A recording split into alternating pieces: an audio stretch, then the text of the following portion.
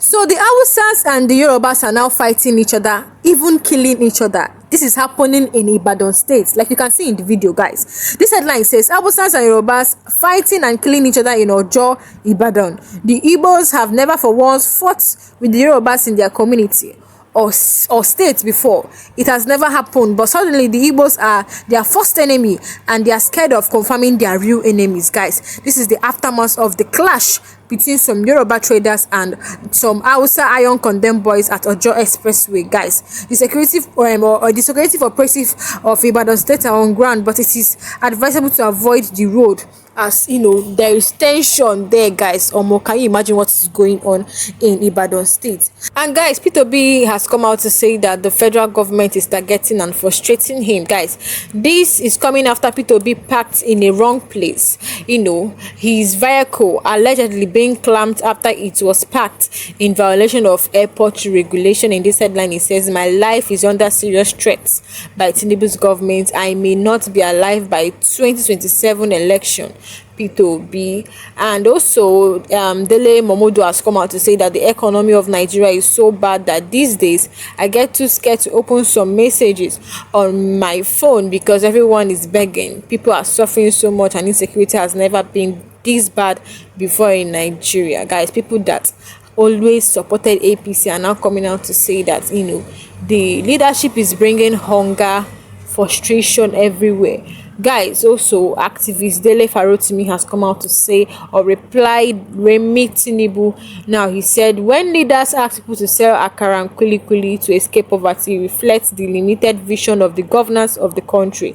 They cannot find any other ways to improve people's livelihood. This is so bad, guys, that she came out to tell Nigerians to start kuli business or start roasting corn on the road.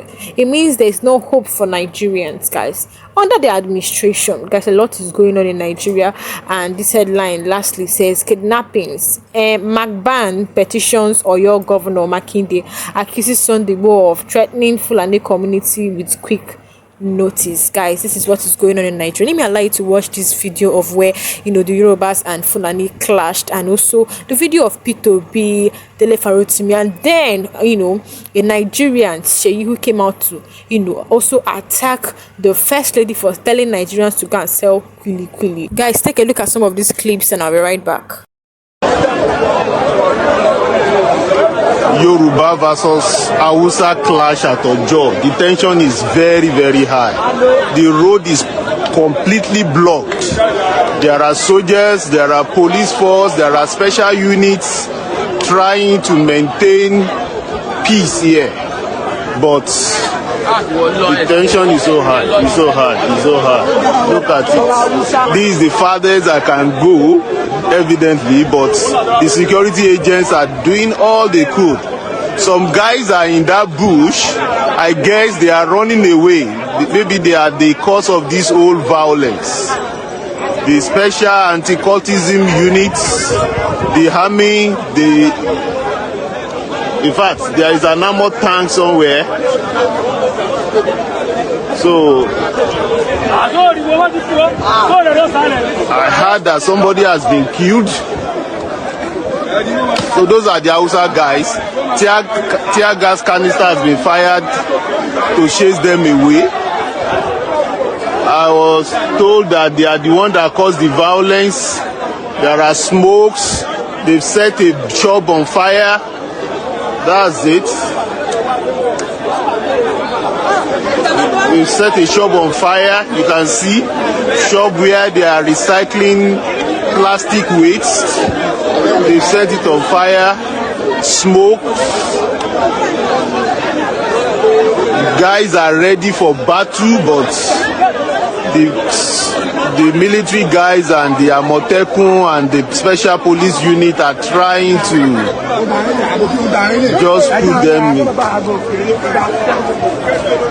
So the report I had that the Hausa guys triggered it and the Yorubas think they have had enough. So we don't know for how long the military guys will be able to calm them, but the tension here is so high. The road is practically blocked, completely blocked. These are the Yoruba protesters. They want the military men to allow them to take their own pounds of flesh. So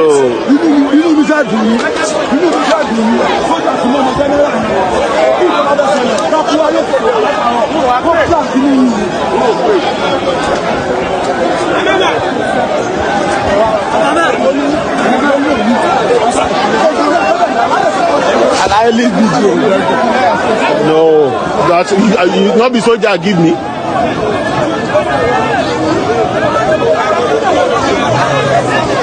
If the soldiers should leave this place will turn to something else.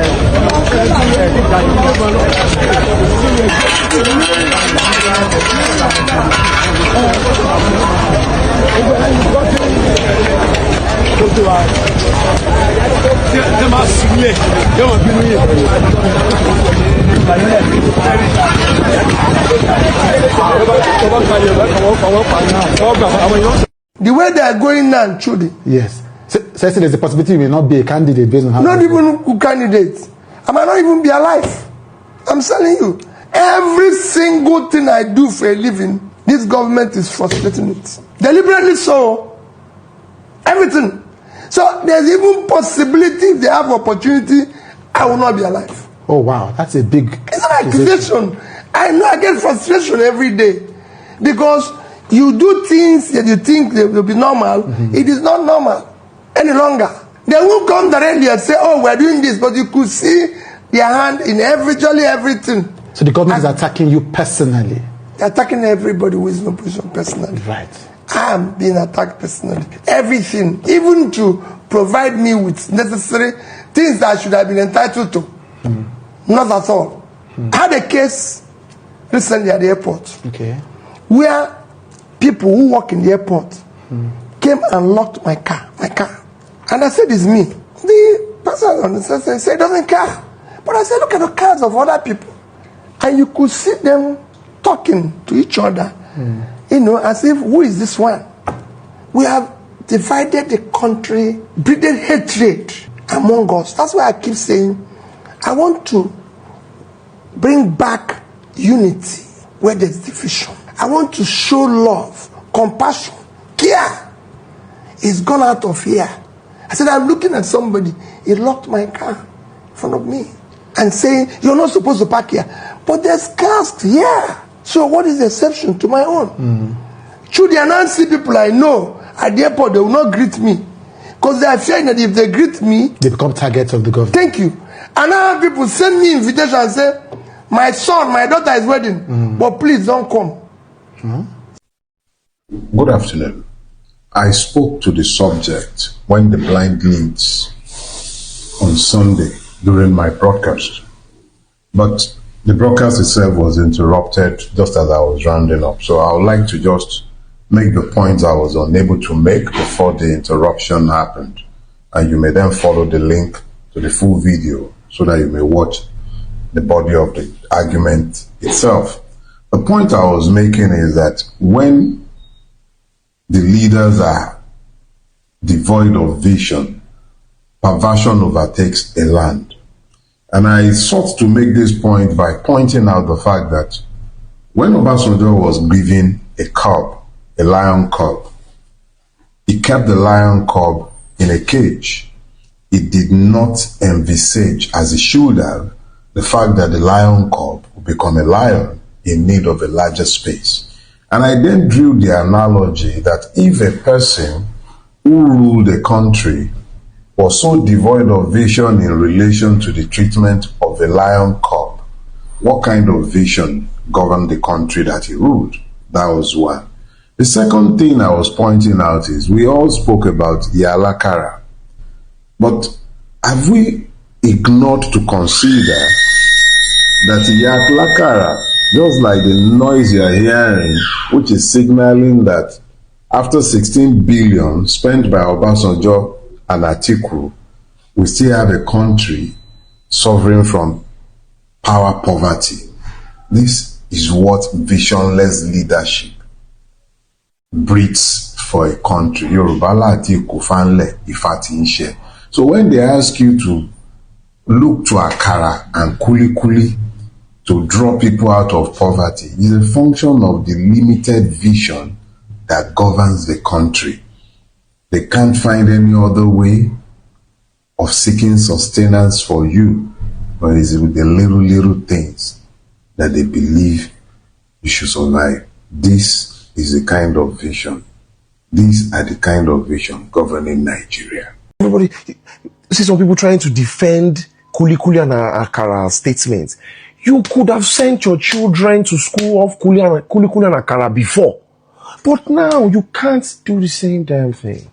This, there's Showore, they have picked up Showore that is AAC, say, because he said he used the word criminal with the president.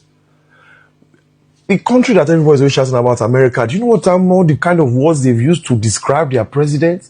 To the camera, off camera, to his face, behind his back? I didn't see the CIA or their picking these people up, but here, our supposed spy organization, the Department of State Security, is now looking like they are the personal muscle of the presidency. Why? I thought that their primary objective was to go against people that have treasonable acts, intentions in mind, and terrorists against our nation. How are you people in a courtroom with rifles and masks trying to grab one person,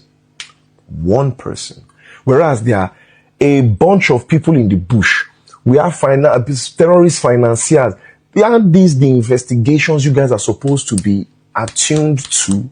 What are you people doing with all this other pressing charge? When did the DSS start pressing charges for cyberbullying? I thought maybe that should be something like maybe the police ICT Kenya, or it should be like police, right? Because the DSS should be much more occupied with coordinating the counter-terrorist unit, military background, and making sure that we don't have terrorists on ground. So why am I seeing you guys awfully kitted against civilians in the court? What is this? At the point in time, I considered joining, right? At the point in time. You know why? Because it seemed really cool. I had an auntie that was part of, she was at the DSS at the time before she retired. She was one of the coolest people I know. As in, it was so cool that I really? Because at that point in time, they said, the DSS is on the same Kenya as the CIA, and, I'm like, hey, so we have our own, But now I'm seeing what they're doing, and I'm like, really? I even think maybe some of you in your office, yourself, you wanna go, the one that says, is this why we are here? Because the main threat currently is in the bushes. Instead, as in, if you guys were doing a really good job at what you're supposed to be doing, I don't think people like Sunday Igboho will create a security outfit that people will now want to be castigating or talking down on. That what are they? As in, do you know right now, Northerners have been afraid of being wrongly profiled because of how much this banditry and terrorism has eaten into our system. Unfortunately, it's something that could have been avoided if everybody were doing their job right and laying focus on what they're supposed to do. But you guys ain't, from what I can see. And that's not nice at all. Come on, guys. Politicians are using yes, we've turned out to be a very materialistic nation, right? Yes. But where is the normal, common human decency and respect for one another? You guys have eaten so much money, that even if you die and come back, there's still more money for your reincarnation to see to chop. And you guys can be eating a million naira breakfast, lunch, and dinner. It will not even still break the bank for you guys. But now the average Nigerians won't call. You don't give them security, you know still won't give them means to chop, but you won't collect within them get. Recently, there's another post here in the last week, the Blue Book or Blue Book review. I possibly don't, maybe I don't understand it well enough. But the one part that stood out to me is that things are going up by close to 300%. How are you people increasing the value of everything else around, but the value of your people is stuck in one place? The value of 100 naira today and the value of 100 naira about 10 years ago, it is eons apart, like light year. You know, like,